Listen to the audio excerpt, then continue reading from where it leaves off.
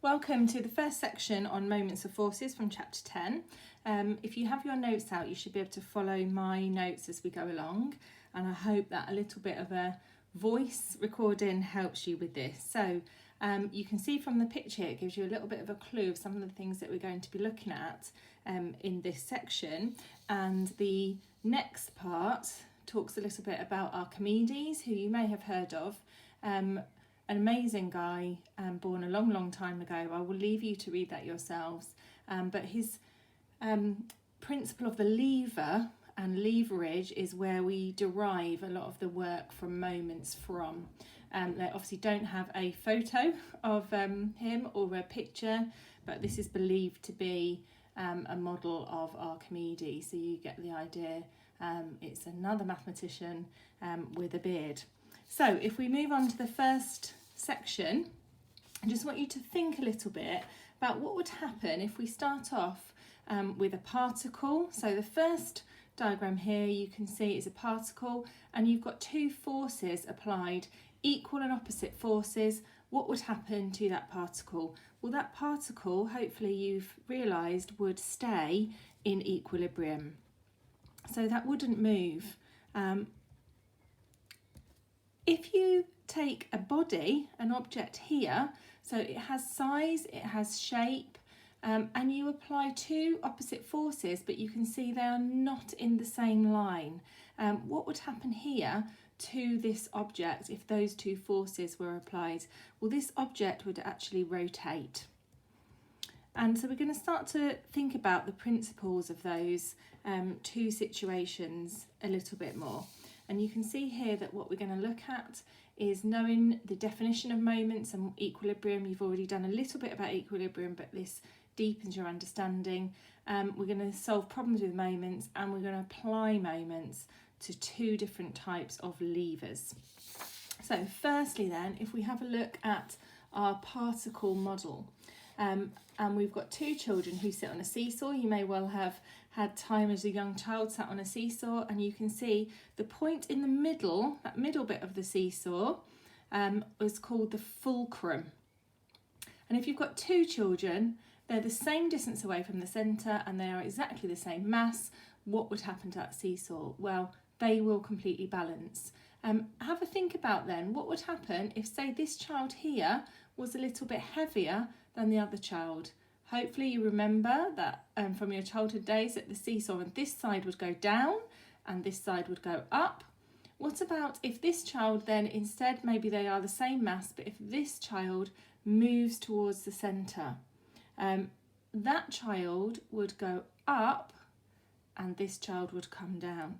So if one child is heavier than the other, the heavy one would go down.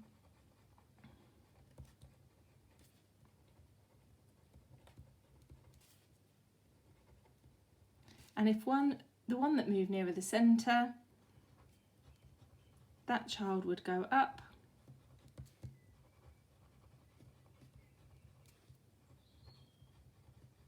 And the other down.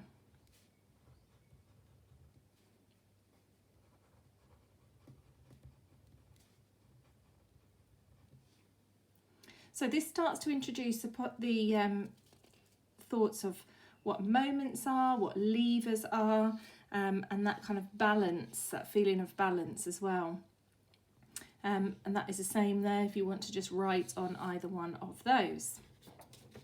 So let's move to a slightly more complicated model then of the seesaw. So you can see here you've got two children. They're both child A, child B. They both sit together on one side of the seesaw and their father sits here on the other. If you remember ever playing with your family, or you might see that sometimes with children flying up in the air and the parent crashing down onto the floor. But in this situation, the father has a mass of 84 kilograms. He sits 1.25 metres away from the fulcrum, so that pivotal point, and one child has mass 25 grams, sits 2.1 metres away. The child with a mass of 35 kilograms sits 1.5 metres away from the fulcrum. So what we're going to do to start with is take the products of their weight and the distance from the fulcrum. So the father here, so the product of his weight, so that's 84 times g, and we're going to multiply that by his distance, which is 1.25, and that gives us 105 g. I'm going to just keep it as g at the moment. Child A is 25 g and sits 2.1 metres away, which gives us 52.5 g, and child B is 35 g multiplied by the 1.5 metres, which is 52.5 g. So if you have a look at this, you might have already spotted it. The two children together equals the same as the father. So therefore, what would happen to the seesaw? We can say that the seesaw would balance. And what you've actually just calculated there is the moment, what we call the moment. So we're just going to move on to have a look at dealing with bodies, rigid bodies, and not just particles. So before we move on to kind of look at moments any further. So we've been dealing mainly with particle models in most of the chapters that we've done, but we're actually going to really bear in mind now, what if something actually has shape and size? But the word rigid here, so this word rigid, means it doesn't change shape when a force is applied. So if we read here, the rigid body model is where an object or body is recognised as having shape and size, but is not deformed when forces act on it. So for each of these following situations, can the object be modelled using a particle or a rigid body? So have we got to take into account the shape and size of the object? So the first one you can see, you've got a tray. So imagine just a metal tray lying on a smooth table, and it's been pushed with one finger. So the force acts parallel to this edge and along the centre of mass. And we're going to deal with centre of mass in a later chapter, but hopefully you understand what that means. So it's the sort of centre point of that object, so it's all balanced. Hopefully you can see that the tray would move in a straight line.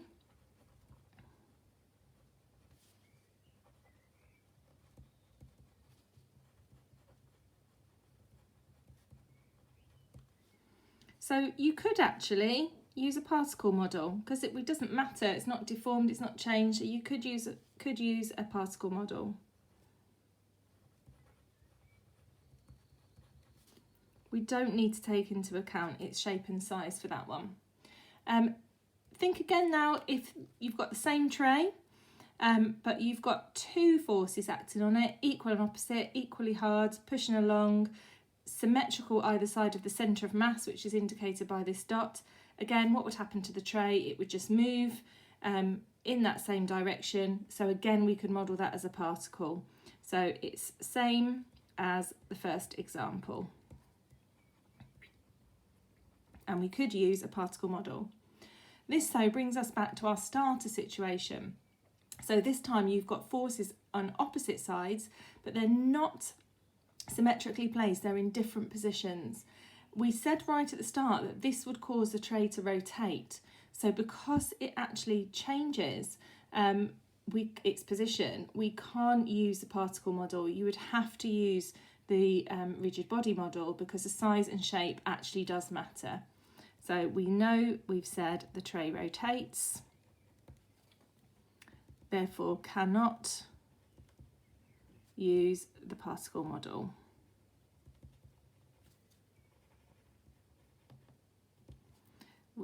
You would have to use the rigid body model,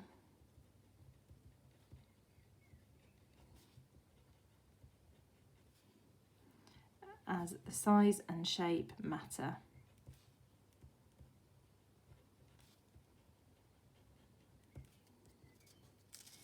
Okay, so we're going to put those things together and have a look at the definition of a moment. Now, I would normally, if I saw you in class, I would break into song at this point, so you're probably quite pleased to hear that I'm not going to on here, but there's a song by a lady called Martine McCutcheon called This Is My Moment. So if you get to look that up on YouTube, imagine me singing that in your head, but perhaps a bit more tunefully than I would have done. So the moment, as we saw from the seesaw example, the moment of a force about a point is defined as the magnitude of the force multiplied by the perpendicular distance from the point to the force, or the line of action from that force. Simply, it's the force times the distance. So the moment is FD, or we might say FS, force times distance. Now, a moment, as we've seen from the rigid body model, could have a clockwise or an anti-clockwise turn-in effect.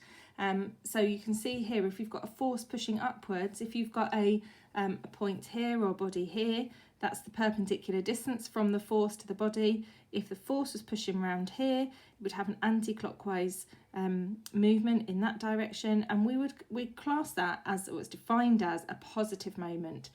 Opposite end, opposite way, clockwise, that's actually defined as a negative moment. And let's have a think about the units. So we're multiplying a force by a distance. So force is measured in newtons. Distance is measured in meters. So unsurprisingly, the units are Newton meters. I'm just going to go back here and add in that this is described as positive. It says it in the notes, but I think it's good to really highlight that and remember that for later examples. Okay, so there's quite a few notes to this bit, so I'm just going to go through these notes before we get on to some examples, so just bear with me. It might feel a bit like it jumps about a little bit, but it's just to give you all the background so that we can then start on some examples. So we're now going to look at the situation where we looked at the tray with two forces on, and we're going to look at something called a couple, which sounds quite cute, but you have point here, you've got a force acting in this direction, you've got a force acting in the direction to the right. D describes the distance between them. And you've got another point here, B, so you've got A, B and O. And we're going to just have a look at the moment. If you take a moment about the point O, so if we focus on this point O, the moment here is going to be the force, this direction, anti-clockwise, so it's positive. So you've got the force times by the distance, so the distance between that point to the force is, this whole thing here is D, so this part here will be D divided by 2, so you've got half of D. We also have this force down here, so again this force is acting in that anti-clockwise direction, which again is positive, so we've got another force, and again this part here is half of D, so that will be D over 2. So you've got F times D over 2 plus F times D over 2, which simply works out to be FD. If we then do the same and take moments about A, so this point here. So if we have a look at this force, well, it's acting through that point, so there's no distance at all, so that's just going to be F times 0. You don't have to worry about the direction there. If it's acting through the point, you know that the distance is just 0, so don't worry about the direction. And then if you have a look at the force at the top here, the distance is D all the way there. Again, that's acting in that anti-clockwise direction, so that is just F times D. So again, 0 plus F times D is just FD.